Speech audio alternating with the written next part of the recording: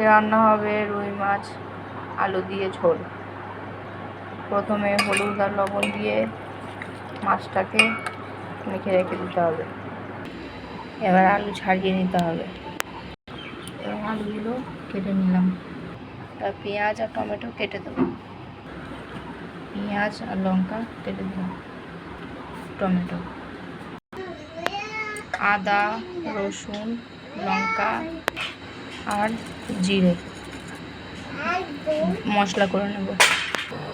মশলা বেটে নিয়েছি। কড়াটা চাপিয়ে দিলাম, কড়াতে তেল দিয়ে দিলাম,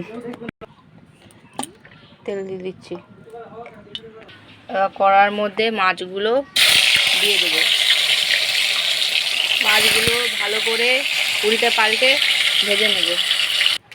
আমার মাছ ভাজা হয়ে গেছে। এবার আমি আলুগুলো ভেজে নেব।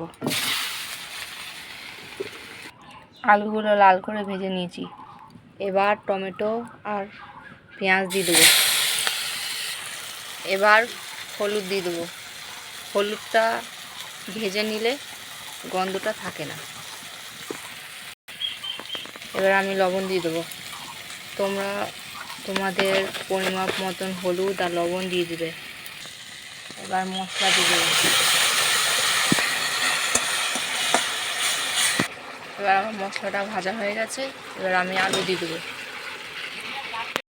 আলুটা ভেজে নেব। ভেজে নিচ্ছি। আমার ভালো করে ভাজা হয়ে গেছে।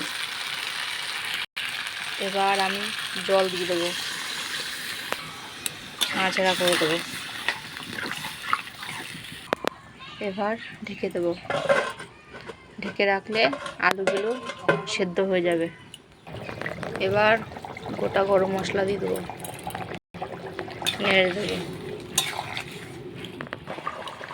তরকারিটা হয়ে গেছে। আমার মাছের ঝোল হয়ে গেছে। মাছের ঝোল কমপ্লিট। By friends.